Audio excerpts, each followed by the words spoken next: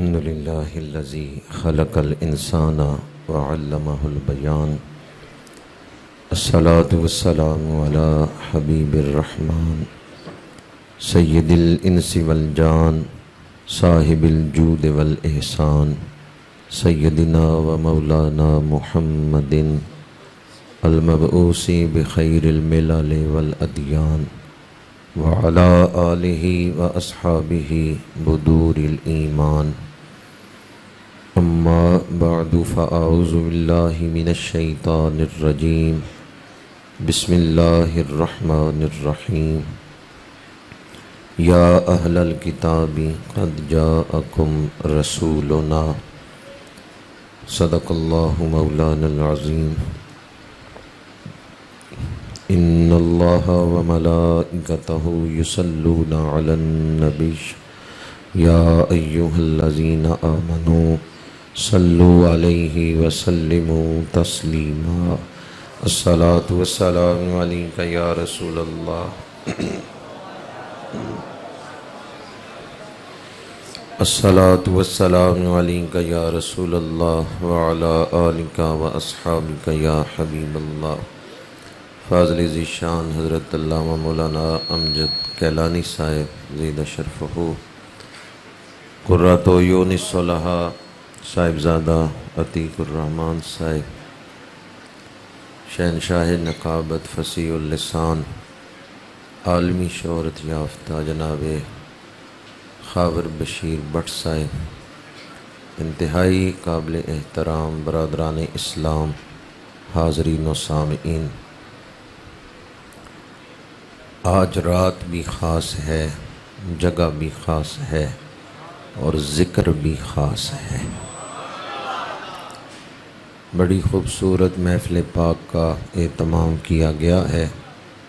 عالمی شہرت یافتہ قراء حضرات تشریف لا رہے ہیں اور آپ لوگ ان کے لحن میں تلاوت کلام پاک سے برکات حاصل کریں گے، ثنا خوانی بھی ہوگی۔ آج ہم سب مل کر محبتوں اور عقیدتوں کا ایک گلدستہ تیار کر رہے ہیں جسے مسجد نور محمدی سے مدینہ منورہ بھیجنا ہے۔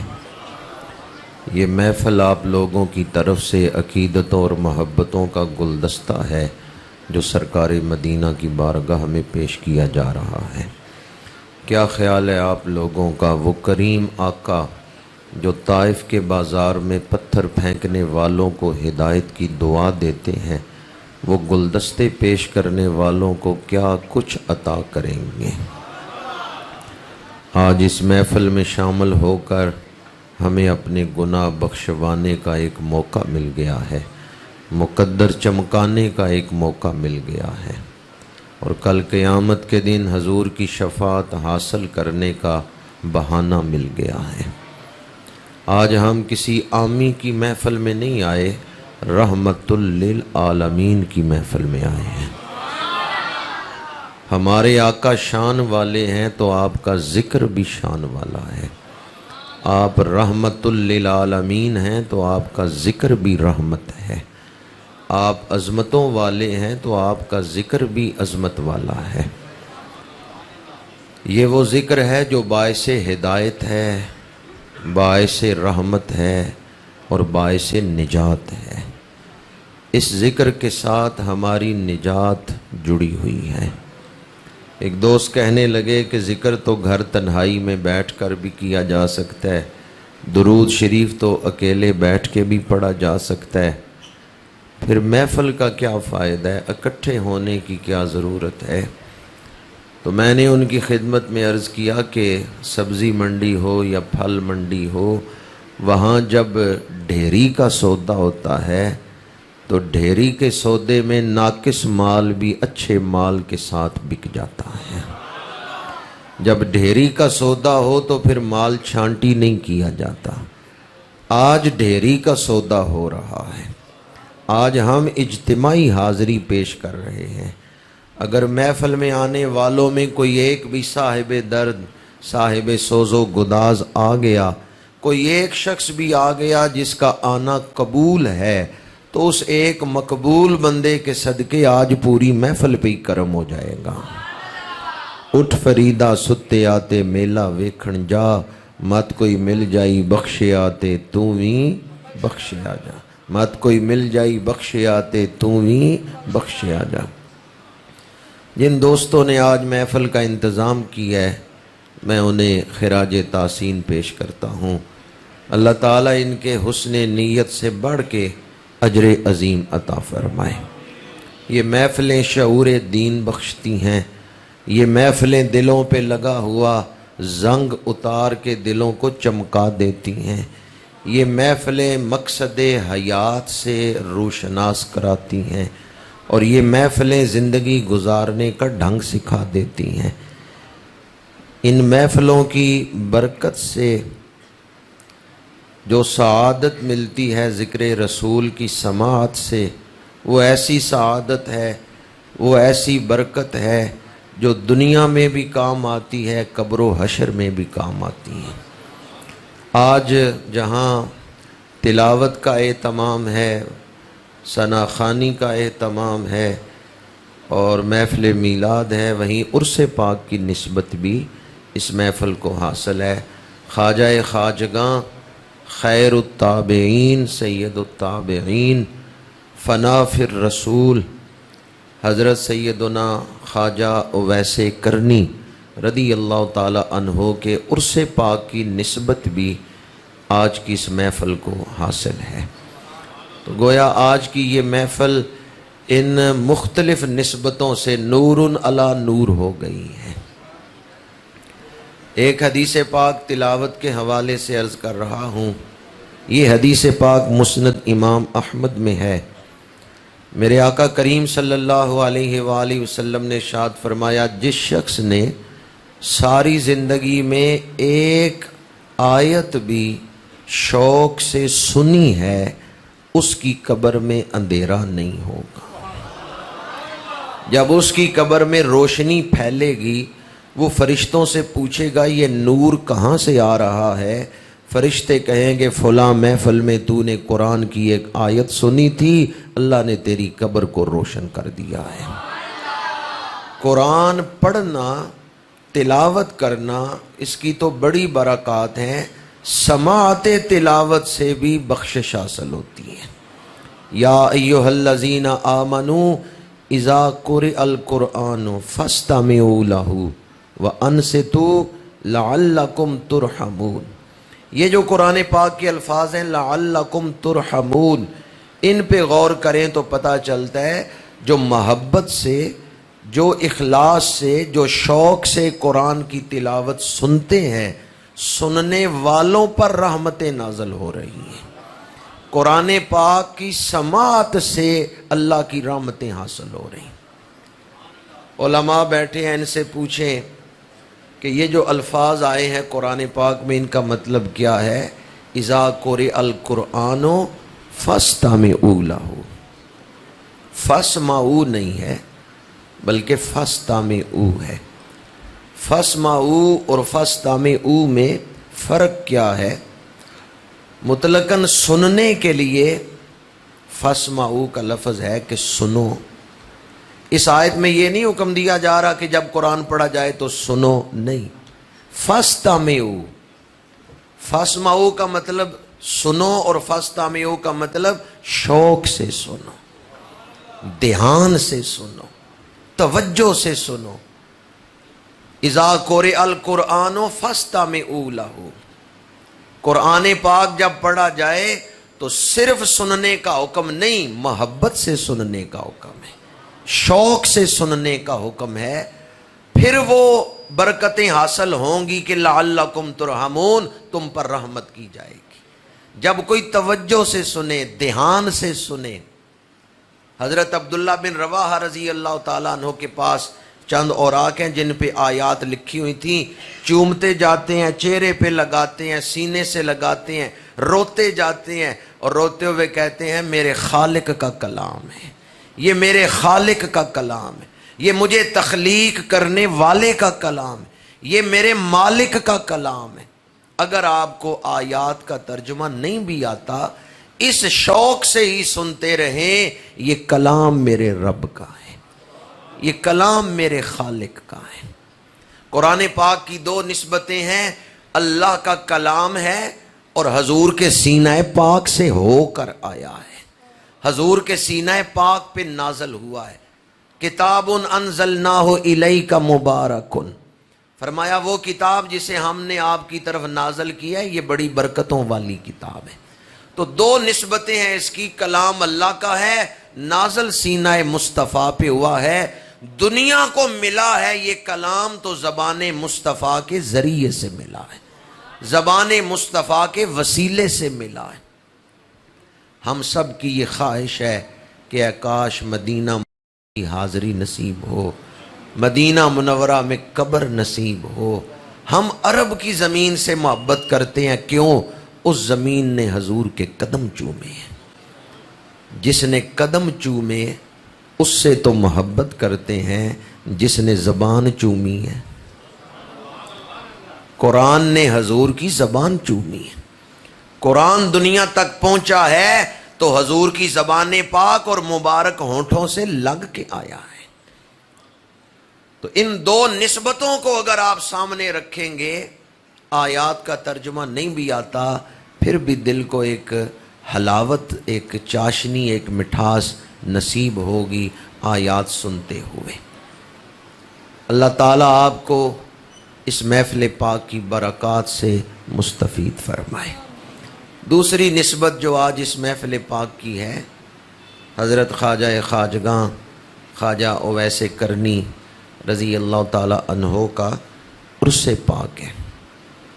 اور جب بھی اس ہستی معظم و محتشم کا اسم گرامی آتا ہے تو نگاہیں ادب سے جھک جاتی ہیں اور دل میں عشق رسول کی لہر اٹھتی ہے۔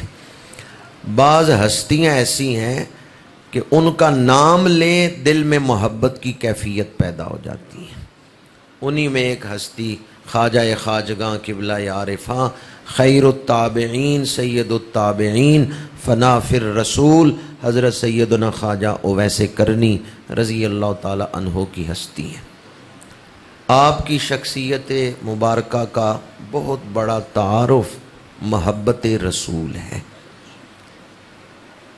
الحمدللہ ہم سارے اہل ایمان بیٹھے ہوئے ہیں، ہماری سب سے بڑی دولت ایمان ہے۔ ایمان کسے کہتے ہیں؟ لغوی اور اصطلاحی تعریف نہیں کر رہا، ان تمام تعریفات کا خلاصہ بیان کر رہا ہوں۔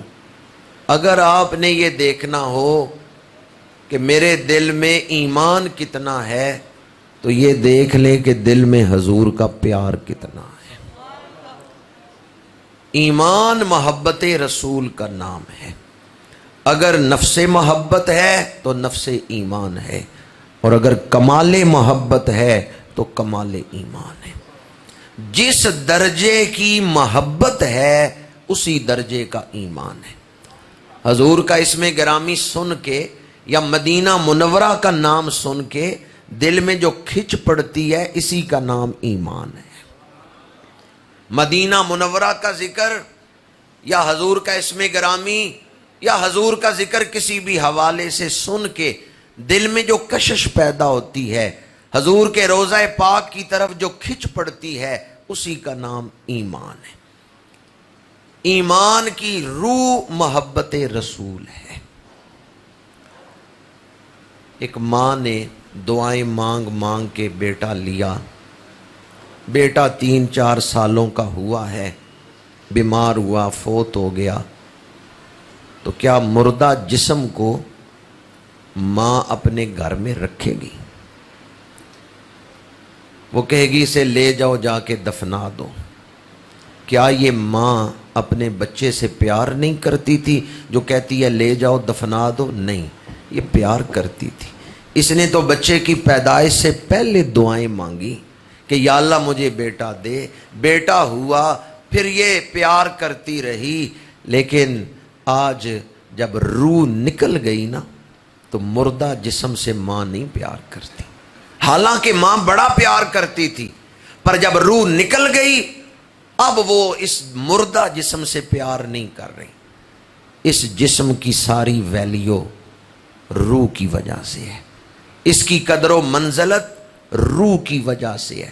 روح نکل جائے تو ماں بھی نہیں گھر رکھتی، ماں بھی کہتی ہے لے جاؤ اس کو دفنا دو۔ اسلام ایک جسم ہے تو اس کی روح محبت رسول ہے۔ عقائد احکام دین ایک جسم فرض کریں تو اس کی روح محبت رسول ہے۔ اسی بات کو اعلیٰ حضرت نے بیان کیا، اللہ کی سرتابہ قدم شان ہیں یہ، انسان نہیں انسان وہ انسان ہیں یہ۔ قرآن تو ایمان بتاتا ہے انہیں اور ایمان یہ کہتا ہے میری جان ہے یہ، ایمان یہ کہتا ہے میری۔ یہی بات علامہ اقبال نے بھی بیان کی، مغز قرآن روح ایمان جانے دیں ہست حب رحمت للعالمین۔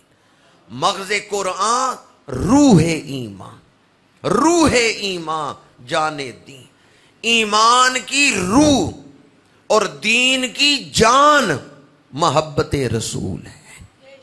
اگر حضور کی محبت ہے، ادب ہے تو سب کچھ ہے، اور اگر محبت نہیں تو کچھ بھی نہیں۔ اب محبت کی ایک نشانی یہ ہے جس سے محبت کی پہچان ہو جاتی ہے، محب محبوب سے نسبت رکھنے والی ہر چیز سے محبت کرتا ہے۔ جس چیز کو محبوب سے نسبت ہو جائے محب اس سے بھی محبت کرتا ہے۔ وہ ان چیزوں کو محبوب کی نسبت سے ہی دیکھتا ہے۔ حضرت سیدنا صدیق اکبر رضی اللہ تعالیٰ عنہ کو میرے آقا کریم نے امیر الحجاج بنا کے بھیجا۔ مکہ مکرمہ کی وادی سے قریب فجر کی نماز کے لیے آپ کھڑے ہوئے ہیں، اقامت ہو گئی، صفیں بن گئیں، آپ امامت کے مصلی پہ آ گئے، اونٹنی کی آواز آئی، آپ نے مصلی چھوڑا، جدھر سے آواز آ رہی تھی ادھر دوڑ پڑے۔ پیچھے نمازی جو کھڑے تھے انہوں نے کہا حضور اقامت ہو گئی، آپ تو نماز پڑھانے لگے تھے، مصلی چھوڑ کے کیوں جا رہے ہیں؟ فرمایا یہ آواز رسول اللہ کی اونٹنی کی آواز ہے، میرے محبوب کی سواری آ رہی۔ اب جتنے نمازی پیچھے تھے وہ بھی دوڑ پڑے۔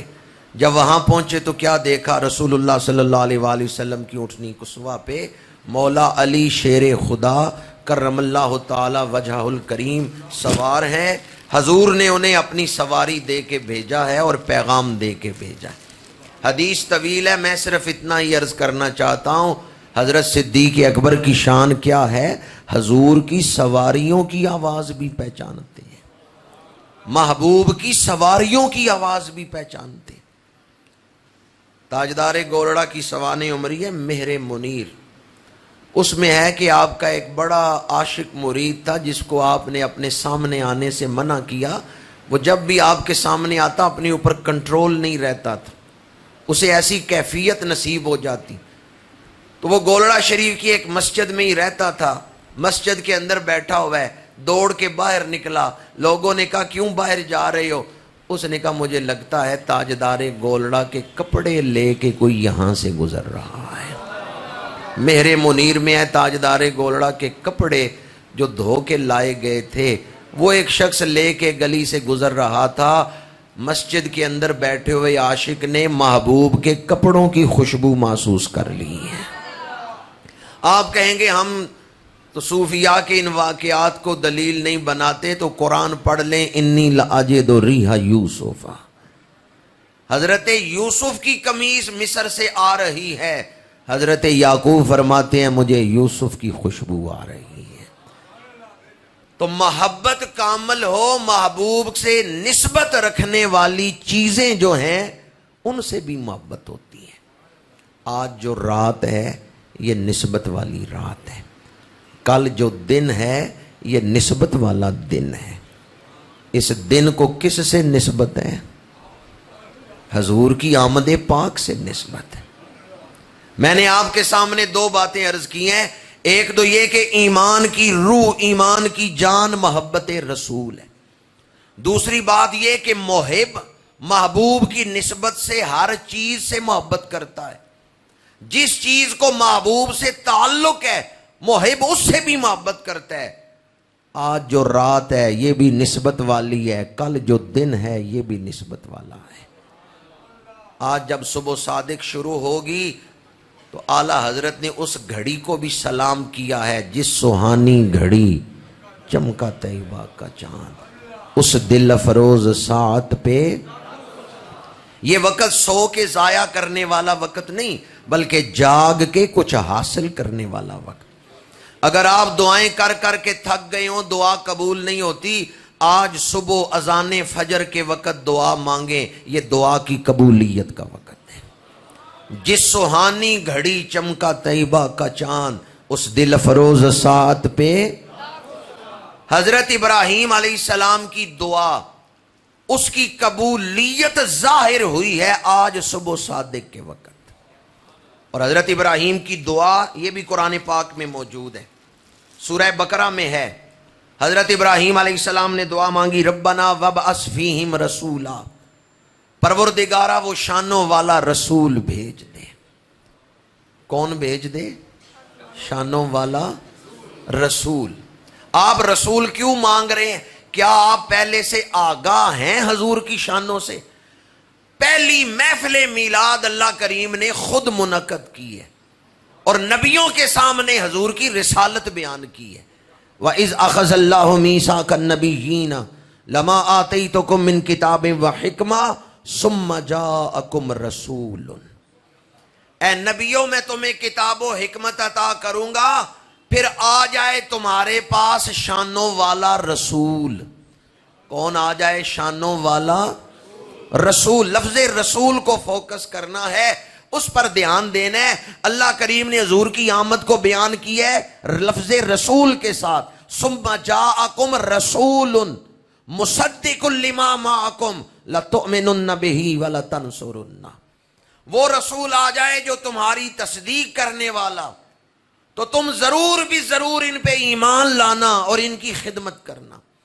اس آیت کی تفسیر میں مفسرین نے لکھا ہے ہر نبی نے کم از کم ایک محفل میلاد کی ہے اور اپنی امت کے سامنے حضور کی نشانیاں بیان کی ہیں۔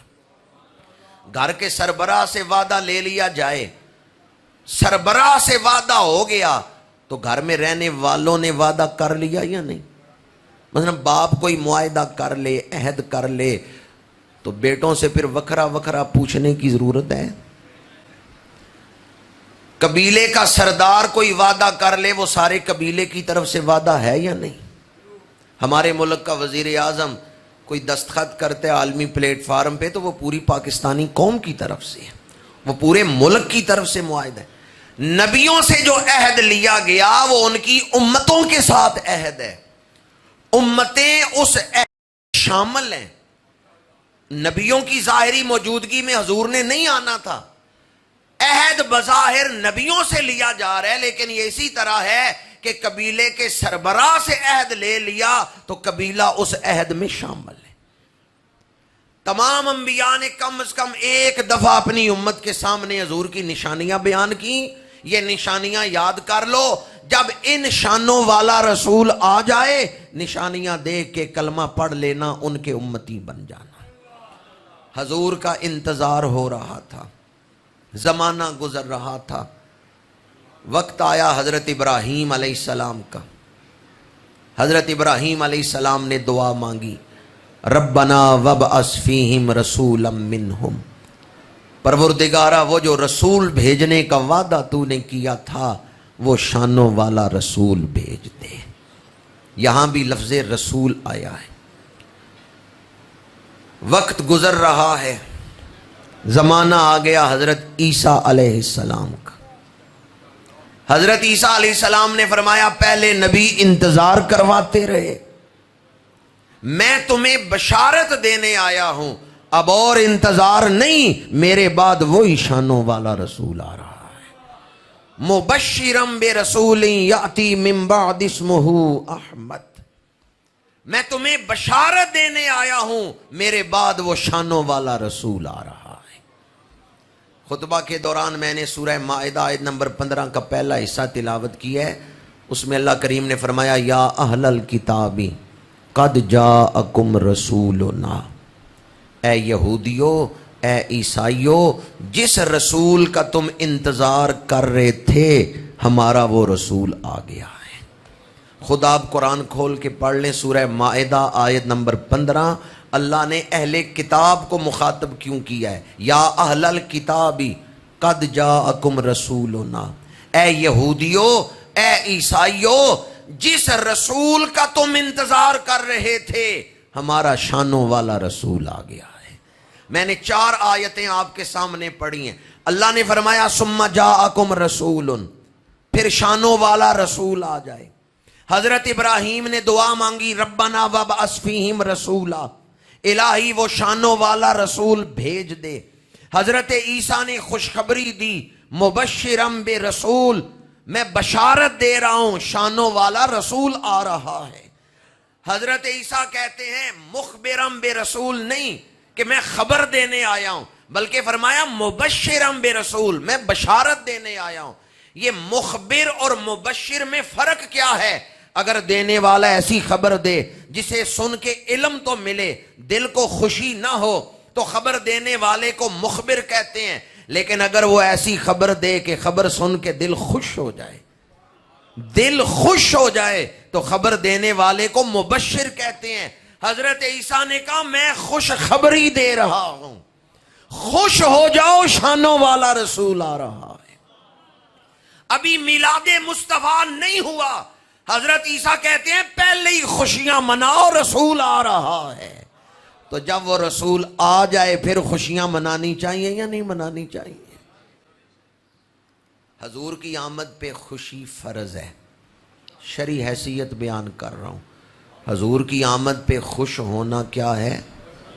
مستحب ہے یا فرض ہے؟ مطلقاً خوشی فرض ہے۔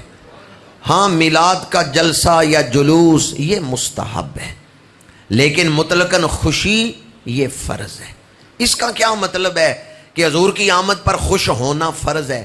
اس کا مطلب یہ ہے کہ آپ وہ لوگ جو میلاد نہیں مناتے، آپ ان سے پوچھیں حضور کی آمد پر تمہارا دل خوش ہے یا نہیں ہے؟ صرف اتنا بتا دو، حضور کی آمد پر تمہارے دل میں خوشی ہے یا نہیں ہے؟ مومن کا ایک ہی جواب ہے کہ حضور کی آمد پہ میرا دل، حضور کی آمد پہ میرا دل، یہ جب کہنا نا خوش ہے تو دل کی خوشی کے ساتھ حضور کی آمد پہ میرا دل۔ مومن دوسرا جواب دے سکتا ہے؟ اگر کوئی نفی میں جواب دے اس کے دل میں ایمان نہیں ہے۔ مومن کا ایک ہی جواب ہے کہ حضور کی آمد پہ میرا دل خوش ہے۔ کیا کوئی ایسا بھی ہے جو حضور کی آمد پہ خوش نہ ہو؟ جسے علم سے محبت نہیں، جہالت سے محبت ہے، جسے اخلاق حسنہ سے محبت نہیں، بد اخلاقی سے محبت ہے، جسے خدا پرستی سے محبت نہیں، غفلت، گناہوں سے اور شیطانیت سے محبت ہے، وہ حضور کی آمد پہ خوش نہیں۔ حضور کی آمد پہ ہر وہ شخص خوش ہے جسے خدا پرستی سے محبت ہے، اخلاق حسنہ سے محبت ہے، اور جسے علم سے محبت ہے، وہ حضور کی آمد پہ خوش ہے۔ اب کون تھا جو حضور کی آمد پہ خوش نہیں ہوا؟ نثار تیری چہل پہل پہ ہزار عیدیں ربیع الاول، سوائے ابلیس کے جہاں میں سبھی تو خوشیاں، سبھی تو آپ کیا کر رہے ہیں؟ یا اللہ جو خوشیاں کا لفظ بولے دو جہانوں کی سچی خوشیاں عطا فرما، سوائے ابلیس کے جہاں میں سبھی تو۔ ویسے میں بھی جانتا ہوں اس دور میں بھی اگر کوئی مسکرا لیتا ہے تو واقعی بڑی ہمت والا ہے۔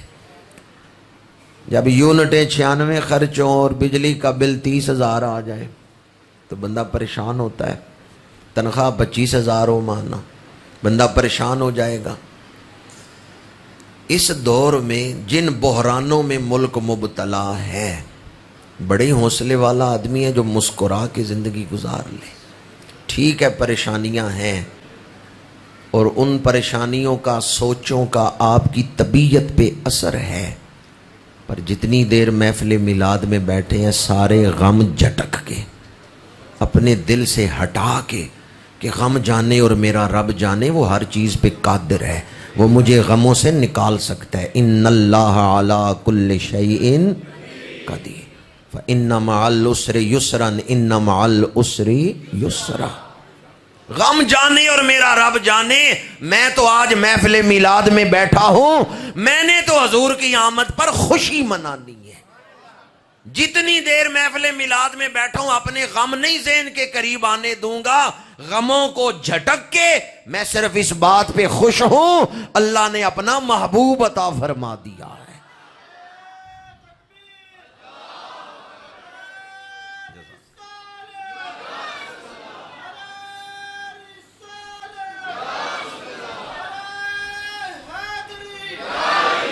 نثار تیری چہل پہل پہ ہزار عیدیں ربیع الاول، سوائے ابلیس کے جہاں میں سبھی تو۔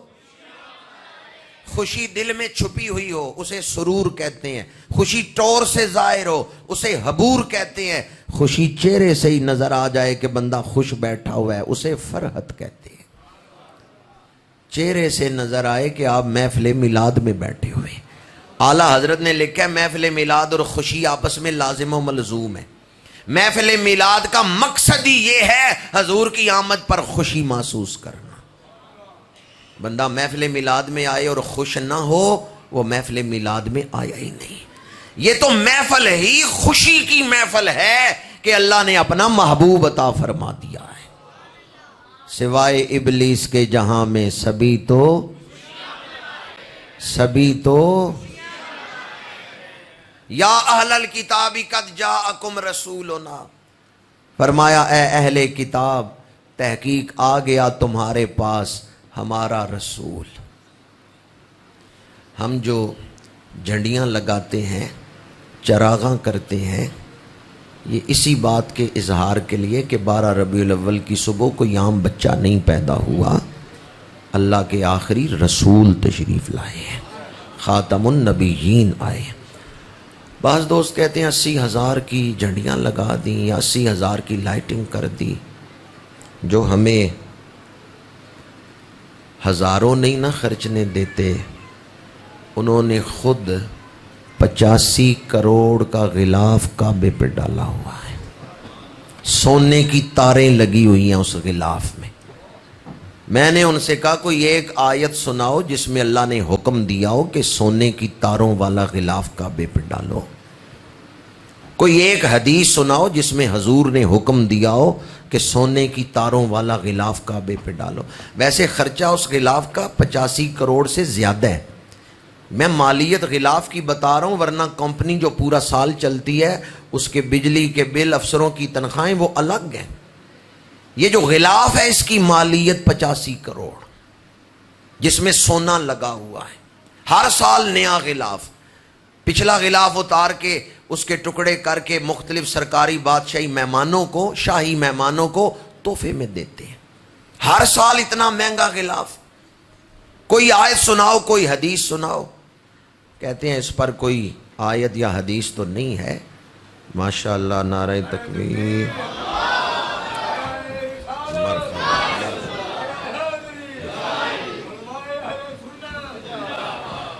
گلے گلشن ولایت قرۃ عیون الصلحاء حضرت صاحبزادہ پیر سید آل احمد شاہ صاحب دامت برکاتہم رونق افروز ہوئے ہیں۔ زیب و زینت آستانہ علیہ سودرہ شریف میں آپ کو خوش آمدید کہتا ہوں، اہلا و سہلا مرحبا۔ برادران اسلام، میں یہ عرض کر رہا تھا کہ جب ہم ان لوگوں سے پوچھتے ہیں اتنا مہنگا غلاف 85 کروڑ کا، 85 لاکھ بھی نہیں، 85 کروڑ، اگر غریبوں کو دیتے تو کتنے غریبوں کے گھر پورا سال چل سکتے تھے، یہ اتنا مہنگا غلاف کیوں کعبے پہ ڈالا ہے؟ جبکہ کوئی دلیل شرعی نہیں تمہارے پاس، آیت نہیں، حدیث نہیں. کہتے ہیں ضرورت شرعی کے تحت. میں نے کہا وہ ضرورت شرعی کیا ہے؟ انہوں نے کہا تعظیم کعبہ. کس کے لیے؟ تعظیم کا مطلب ہے قول و فعل سے کسی کی عزت ظاہر کرنا، اسے کہتے ہیں تعظیم. تعظیم کعبہ کے لیے 85 کروڑ کا غلاف ڈالا ہے تاکہ دنیا کو پتا چلے یہ عام گھر نہیں، یہ خاص گھر ہے. یہ عام گھر نہیں، یہ بڑی عزت والا گھر ہے، یہ بڑی شان والا گھر ہے. اس لیے ہم نے 85 کروڑ کا غلاف ڈالا. میں نے کہا تعظیم کعبہ کے لیے 85 کروڑ نہیں، بے شک 90 کروڑ کا غلاف ڈالو، 1 ارب روپے کا غلاف ڈالو، ہمیں کوئی اعتراض نہیں. ہمارا دل خوش ہوتا ہے کعبے کی زیارت کر کے. صرف یہ بتاؤ کس ہستی نے ادھر چہرہ پھیرا تھا تو یہ قبلہ بنا ہے؟ اس کی عزت ظاہر کرنے کے لیے تو 85 کروڑ کا غلاف جائز ہے، پر یہ قبلہ بنا کس کے رخ پھیرنے سے ہے؟ اگر میرے آقا کریم ادھر چہرہ انور نہ کرتے، آج کسی نے منہ کرنا تھا کعبے؟ روزانہ کروڑوں نمازی بیت اللہ شریف کی طرف منہ کر کے نماز پڑھ رہے ہیں، یہ کس کے رخ انور کا صدقہ ہے؟ قد نرا تقلب وجہک فی السماء وجہک فی السماء فلنولینک قبلۃ ترضاھا. اگر یہ ایک لفظ سمجھ آ جائے، ترضاھا ترضاھا، اللہ نے فرمایا محبوب جدھر آپ راضی ہیں، جدھر آپ کی مرضی ہے، منہ پھیرنا تمہارا کام ہے، قبلہ بنا دینا ہمارا کام ہے. حاجیوں آؤ شہنشاہ کا روزہ دیکھو، کعبہ تو دیکھ چکے، اب کعبے کا بھی کعبہ دیکھو. کعبہ بڑی شان والا ہے، لیکن جن کے رخ انور کے صدقے قبلہ بنایا گیا ہے، کیا ان کی تعظیم کے لیے 85,000 خرچنا بھی جائز نہیں؟ جو مقصد وہاں غلاف ڈالنے میں ہے وہی مقصد یہاں لائٹنگ کرنے میں، جھنڈیاں لگانے میں، محفل میلاد میں بھی وہی مقصد ہے. اس پہ مہنگا غلاف ڈالا گیا. یہ عام گھر نہیں، یہ خاص گھر ہے. اور یہاں میلاد منا کے ہم بتاتے ہیں 12 ربیع الاول کی صبح عام بچہ نہیں پیدا ہوا، مقصود کائنات تشریف لائے، سید المرسلین تشریف لائے، خاتم النبیین تشریف لائے، سید الخلائق تشریف لائے، رحمت للعالمین تشریف لائے ہیں. جن شانوں کے ساتھ حضور آئے ہیں، ان شانوں کے ساتھ نہ پہلے کوئی آیا ہے نہ آئندہ کوئی آئے گا. سب سے اولا و اعلیٰ، سب سے بالا و والا. اب جو حدیث پاک آپ کو سنا رہا ہوں کہ جن شانوں کے ساتھ حضور تشریف لائے، یہ حدیث پاک مشکات شریف میں ہے، مسند امام احمد میں ہے، المستدرک میں ہے، دلائل النبوہ میں ہے، اور تلخیص المستدرک للذہبی میں ہے. اور اسی روایت کو تعلیق الالبانی میں غیر مقلدین کے محقق ناصر الدین البانی نے بیان کی ہے. 6 کتابوں کے حوالے میں نے آپ کے سامنے بیان کیے. میرے آقا کریم نے فرمایا وَالرُّؤْيَا أُمِّيَ الَّتِي رَأَتْ حِينَ وَدَعَتْنِي وَقَدْ خَرَجَ لَهَا نُورٌ أَضَاءَ لَهَا مِنْهُ قُصُورُ الشَّامِ. صحابہ کی محفل لگی ہے، حضور اپنا میلاد بیان کر رہے ہیں. وہ کیسی محفل میلاد ہے جس میں میلاد والے آقا خود اپنا میلاد بیان فرما رہے ہیں. کتابوں کے حوالے میں دے چکا ہوں. مشکات شریف میں یہ حدیث ہے، مسند امام احمد میں ہے، المستدرک میں ہے، امام ذہبی کی تلخیص المستدرک میں ہے، اور امام بہقی کی دلائل النبوہ میں ہے. اسی کو غیر مقلدین کے محقق ناصر الدین البانی نے حدیث صحیح کہا ہے، اور تعلیق الالبانی میں اس نے روایت کیا ہے. 6 کتابوں کے حوالے میں دے چکا ہوں. حضور اپنا میلاد خود بیان فرما رہے ہیں. تو محفل میں میلاد بیان کرنا یہ کوئی نیا کام نہیں ہے، یہ حضور کے عمل پاک سے ثابت ہے. کن الفاظ کے ساتھ حضور نے بیان کیا؟ طویل حدیث ہے، میں نے صرف ایک ٹکڑا پڑھا ہے.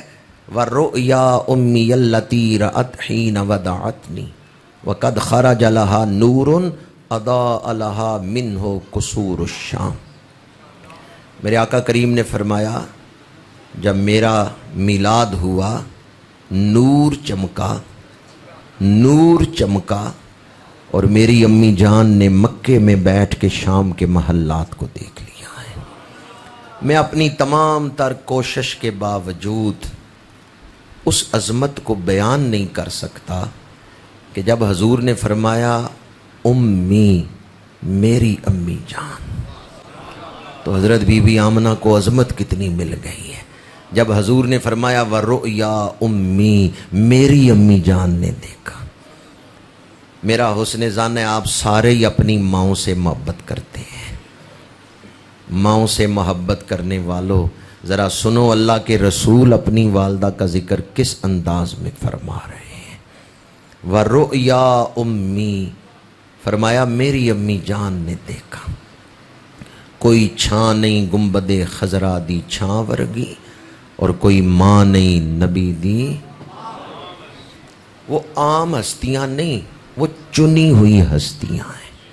حضور کے والدین کا ذکر کریں تو صرف احتیاط نہیں، بڑی احتیاط کے ساتھ، وہ منتخب ہستیاں ہیں، وہ چنے ہوئے لوگ ہیں۔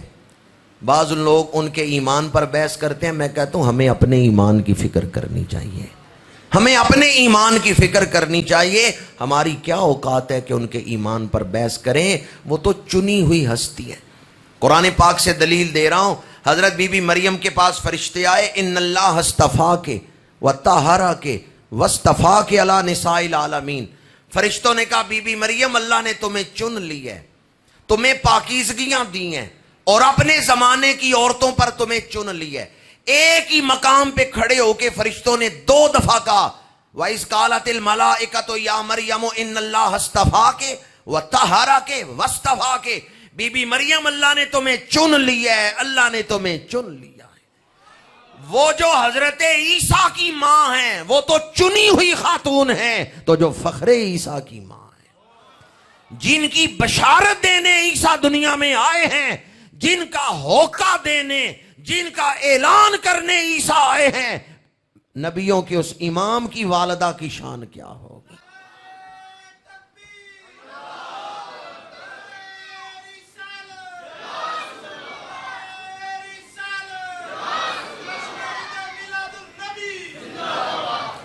فرمایا وَرُؤْيَا أُمِّيَ الَّتِي رَأَتْ حِينَ وَدَعَتْنِي وَقَدْ خَرَجَ لَهَا نُورٌ۔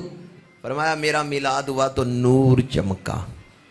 قد خرج لہا نور اضاء لہا منہ قصور الشام، اور میری امی جان نے مکے میں بیٹھ کے شام کے محلات کو دیکھ لیا ہے۔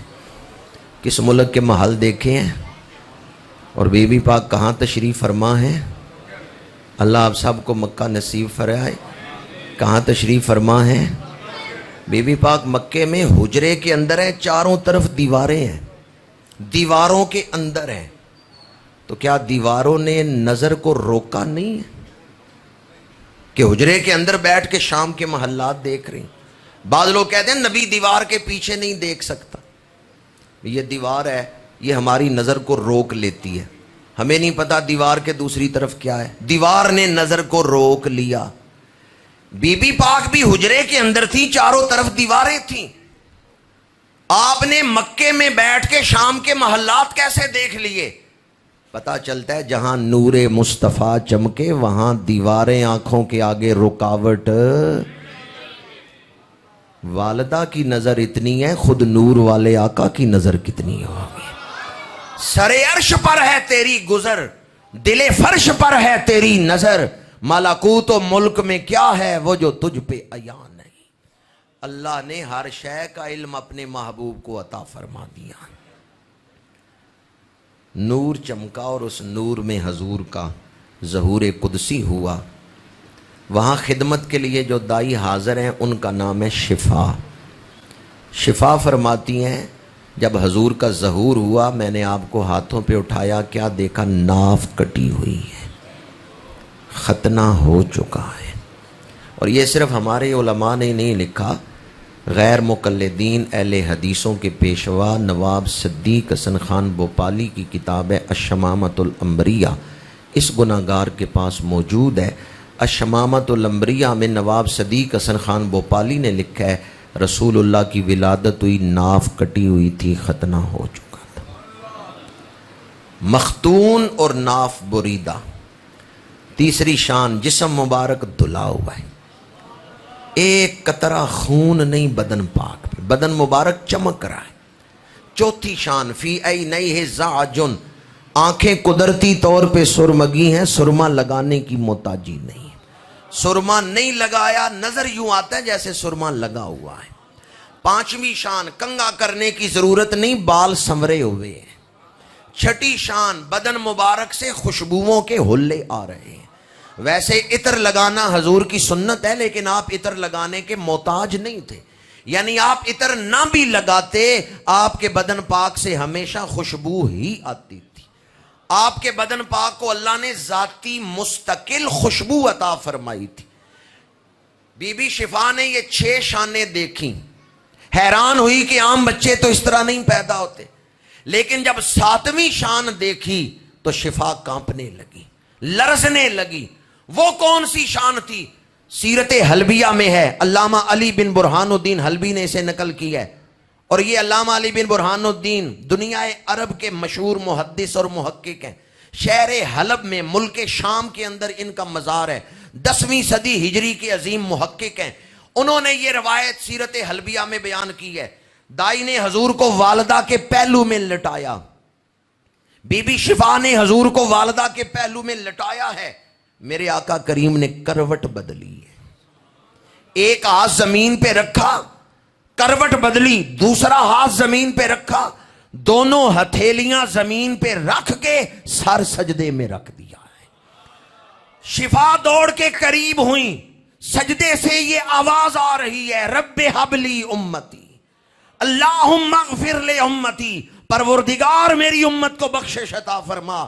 اعلیٰ حضرت نے اس پہلے سجدے پہ سلام پڑھا ہے، پہلے سجدے پہ روز ازل سے درود، یادگاری امت پہ، یادگاری امت پہ۔ خواجہ غلام فخر الدین سیالوی رحمت اللہ تعالی علیہ وہ لکھتے ہیں، بنا کے رحمت عالم کا امتی مجھ کو خطا سے پہلے ہی بخشش کا اہتمام کیا۔ امت پیدا ہوگی، گناہ کرے گی، نبی پہلے ہی بخشش کی دعائیں کر رہے ہیں، خطا سے پہلے ہی بخشش کا اہتمام کیا۔ کتنے کریم ہیں۔ امت گناہ بعد میں کرے گی، نبی پہلے ہی بخشش مانگ رہے ہیں۔ پھر حضور نے سجدے سے سر اٹھایا، نگاہیں آسمان کی طرف بلند کی، شہادت کی انگلی بلند کر کے فرمایا، وحدہ لا شریک لہ۔ یہ روایت المواہب اللہ دنیا میں، سیرت حلبیہ میں، دیگر سیرت کی کئی کتابوں میں موجود ہے۔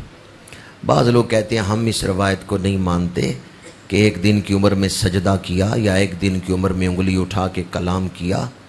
ان سے پوچھیں کیوں نہیں مانتے، تو کوئی کہتا ہے حدیث مرسل ہے، کوئی کہتا ہے حدیث ضعیف ہے۔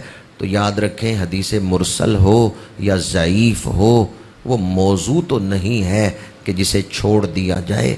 وہ روایت موضوع ہوتی ہے جو من گھڑت ہے، جو جھوٹی بات ہے، حدیث ہے ہی نہیں، اسے حدیث موضوع کہتے ہیں۔ مرسل یا ضعیف، ان میں سند کے اعتبار سے یا دیگر اوصاف میں کوئی کمی ہے، جس وجہ سے یہ حکم لگایا گیا کہ حدیث صحیح کے مقابلے میں نہیں پیش کیا جا سکتا، ورنہ فضائل میں بیان کرنے میں کوئی اختلاف نہیں۔ یہ بات نہ بھی یاد رہے، اس سے بھی آسان بات کر رہا ہوں۔ بعض لوگ کہتے ہیں ہم اس لیے نہیں مانتے، ایک دن کی عمر میں بچہ طاقت ہی نہیں رکھتا کر سکے، شعور ہی نہیں رکھتا کہ سجدہ کہتے کسے ہیں۔ ایک دن کی عمر میں کیسے سجدہ کر لیا؟ ایک دن کی عمر کا بچہ تو سجدہ کر ہی نہیں سکتا۔ مسجد نور محمدی میں بیٹھنے والوں، میں کسی عام بچے کی پیدائش بیان کر رہا ہوں یا میلاد النبی بیان کر رہا ہوں؟ میں نبی کا میلاد بیان کر رہا ہوں، تیرے ذہن میں عام بچہ کیسے آ گیا؟ میں نے کب کہا ہے عام بچے نے سجدہ کیا ہے؟ میں تو کہہ رہا ہوں دعائے ابراہیمی کا ظہور ہوا ہے، بشارت عیسیٰ کا ظہور ہوا ہے، مقصود کائنات تشریف لائے ہیں، سید الخلائق تشریف لائے ہیں۔ میں رحمت للعالمین کا میلاد بیان کر رہا ہوں، میں سراج منیرہ کا میلاد بیان کر رہا ہوں۔ آج اس مسجد میں کسی عام بچے کی پیدائش نہیں بیان ہو رہی، میلاد النبی بیان ہو رہا ہے۔ میں نبی کا میلاد بیان کر رہا ہوں، تیرے ذہن میں عام بچہ کیسے آ گیا؟ جسے یہی نہ پتا ہو کہ نبی صیغہ کون سا ہے، فعیل کے وزن سے معنی کیا لیا جا رہا ہے، جسے یہی نہیں پتا اسے کیا حق ہے وہ یہ کہے کہ ایک دن کی عمر میں بچہ اس طرح نہیں کر سکتا؟ بعض لوگ کہتے ہیں بھی فطرت کے خلاف ہے، فطرت کے خلاف ہے. تو یاد رکھیں فطرت کے دائرے میں حضور کی شانوں کو مقید نہ کریں. فاطر جس نے فطرت بنائی ہے وہ اس محبوب پہ درود بھیجتا ہے. فطرت بنانے والا فاطر حضور پہ درود بھیجتا ہے. یہ فاطر کے محبوب ہیں، فطرت ان کے ہاتھ پہ مسخر ہے. یہ حکم دیں گے پتھر پانی پہ تیرنے لگے گا، یہ حکم دیں گے درخت زمین پہ دوڑنے لگے گا. اگر آپ کو سمجھ آ رہی ہے تو مجھے بتائیں پتھر کا پانی پہ تیرنا فطرت ہے یا خلاف فطرت ہے؟ خلاف فطرت. درخت کا زمین پہ دوڑنا خلاف فطرت. یہ وہ محبوب ہے جن کے ہاتھ پہ فطرت مسخر کر دی گئی. انگلی اٹھائیں گے ماہ کا کلیجہ چر جائے گا، دعا کے لیے ہاتھ اٹھائیں گے ڈوبا ہوا سورج پلٹ آئے گا. صاحب رجعت شمس و شکل قمر، نائب دستے قدرت پہ لاکھوں سلام. نائب دستے قدرت پہ وہ زبان جس کو سب کن کی کنجی کہیں، اس کی نافذ حکومت پہ. فطرت کے دائرے میں رہ کے حضور کی شانیں نہ تولنا. فطرت ان کے ہاتھ میں مسخر کر دی گئی ہے. او پتھراں نو کلمے پڑھا جاندا ہے، او گنگیاں نو گلاں کرا جاندا ہے، او سکیاں کھجوراں اگا جاندا ہے. میرے آقا دا رتبہ خدا جاندا ہے.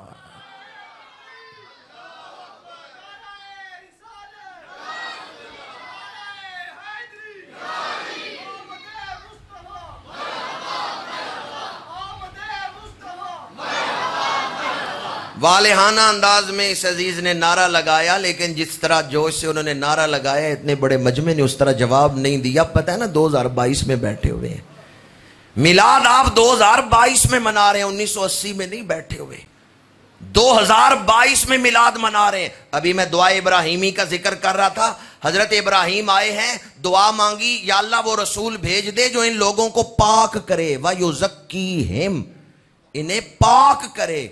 اور ہمارے ہاں یہ جو بل پاس ہوا ہے ٹرانسجینڈر بل، یہ پاکی والا ہے یا پلیدی والا ہے؟ پلیدی والا بل.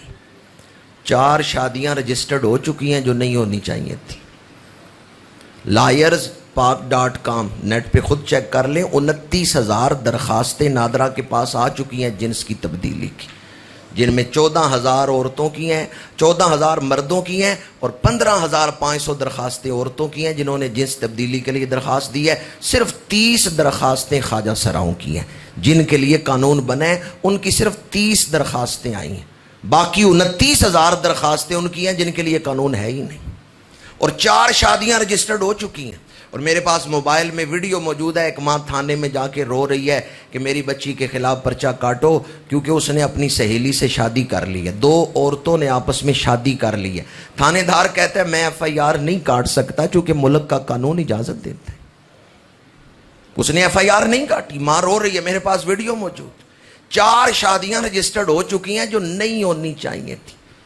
حضور کی آمد کا جو مقصد ہے پاک کرنا، اس پر حملہ ہو چکا ہے.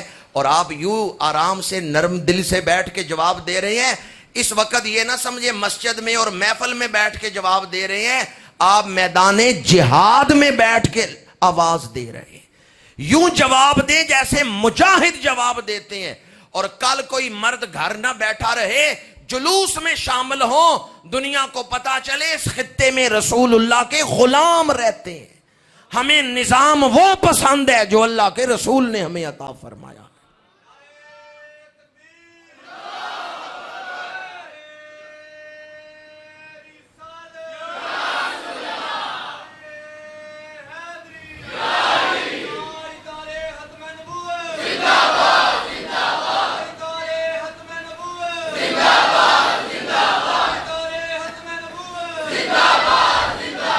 ہمارے ملک کا نام ہے پاکستان.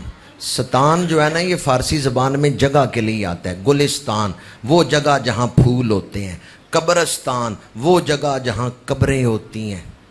ستان فارسی زبان میں جگہ کے لیے آتا ہے. گلستان، قبرستان. پاکستان کا مطلب کیا ہو؟ نہیں، وہ نعرہ نہیں، میں لفظی معنی پوچھ رہا ہوں. ستان آیا جگہ کے لیے تو پاک ساتھ لگا، یعنی اس لفظ میں جو عمود ہے نا، جو اٹھان ہے اس لفظ میں، وہ پاک کی ہے. ہر لفظ میں ایک عمود ہوتا ہے، اٹھان ہوتی ہے، جو اس لفظ کو بولنے کا اصل مقصد ہوتا ہے. ہر لفظ ذہن کو ایک رخ دیتا ہے. متکلم کے سامنے منزل ہوتی ہے جہاں سامع کو لے کے جانا ہوتا ہے، اس کے مطابق لفظ ہوتا ہے. ستان تو آیا جگہ کے لیے تو پاکستان وہ جگہ جہاں رہنے والوں کی سوچ، عقیدہ، کردار. ہمارے بزرگ تو پاکستان بنا کے گئے، ہم پلیدستان بنا رہے ہیں. ہمارے بزرگ تو پاکستان بنا کے گئے اور ہم پلیدستان بنا رہے ہیں. کل میلاد النبی کا دن، جہاں حضور کی آمد پہ خوشیاں منانے کا دن ہے، جہاں حضور کی آمد پہ شکرانہ کرنے کا دن ہے، وہیں تجدید عہد کا دن بھی ہے کہ ہم اپنی زندگی گزاریں گے تو رسول اللہ کے حکموں کے مطابق گزاریں گے. کل عزم نو کا دن ہے، تجدید عہد کا دن ہے کہ خون دل دے کے نکھاریں گے رخ برگ گلاب. ہم نے گلشن کے تحفظ کی قسم کھائی ہے. ہمارے بزرگ پاکستان بنا کے گئے ہیں، ہم اسے پلیدستان نہیں بننے دیں گے. آج ہم عہد کرتے ہیں کہ میلاد مصطفیٰ منائیں گے، پیغام مصطفیٰ اپنائیں گے. میلاد مناؤ، سیرت اپناؤ. اگر یہ پیغام آج دلوں تک پہنچ جائے تو میں سمجھتا ہوں اس محفل کا مقصد پورا ہو گیا، میری اور آپ کی حاضری کا مقصد پورا ہو گیا. ورنہ ماضی قریب کے بہت بڑے عالم استاذ العلماء قاضی عبد النبی کوکب رحمۃ اللہ تعالیٰ علیہ کا ایک فرمان ہے. وہ فرماتے ہیں کتنی حیرت کی بات ہے، مسلمان جوش و جذبے سے میلاد تو منا رہے ہیں لیکن میلاد والے آقا کے پیغام کا خیال ہی نہیں ہے. دینی اقدار مٹ رہی ہیں، دل میں کوئی درد ہی نہیں، اس کے لیے کوئی جذبہ ہی نہیں کہ دینی اقدار کو قائم کرنا ہے.